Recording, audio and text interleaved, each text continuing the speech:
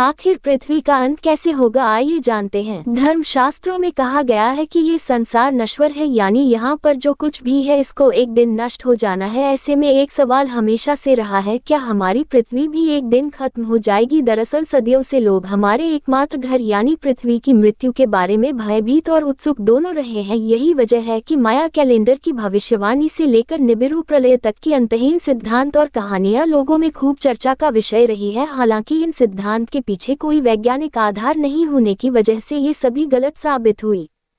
गौरतलब है, इस सवाल को लेकर कई तरह की अंटलें लगाई जाती रही है, लेकिन अब इसका वैज्ञानिक जवाब आ गया है। ग्रीन हाउस गैस से बिगड़ेगी पृथ्वी की सेहत।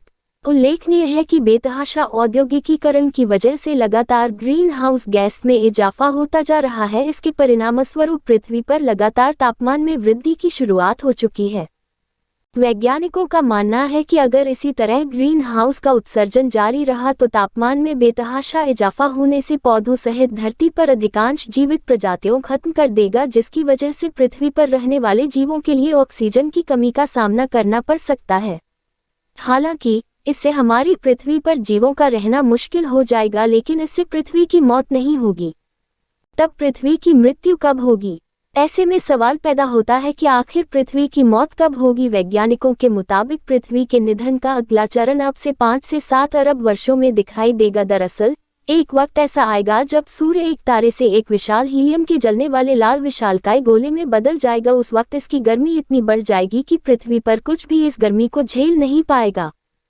बढ़ती गर्मी और चमक की वजह से सूर्य अपने वर्तमान आकार से सैकड़ों गुना ज्यादा बड़ा हो जाएगा। इसके बाद गर्मी पृथ्वी की सतह को पूरी तरह से चट कर जाएगी। फिर पृथ्वी पूरी तरह से बंजर हो जाएगी, बंजर भूमि मंगल की तरह। इसके बाद जैसे ही सूरज ठंडा होगा तो इसके 2 संभावित अंत होने की संभावना है।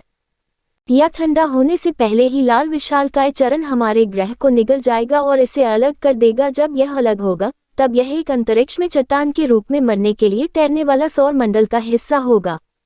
लेकिन इस नज़ारे को देखने के लिए हम में से कोई भी इस दुखद स्वप्न देखने के लिए नहीं होगा।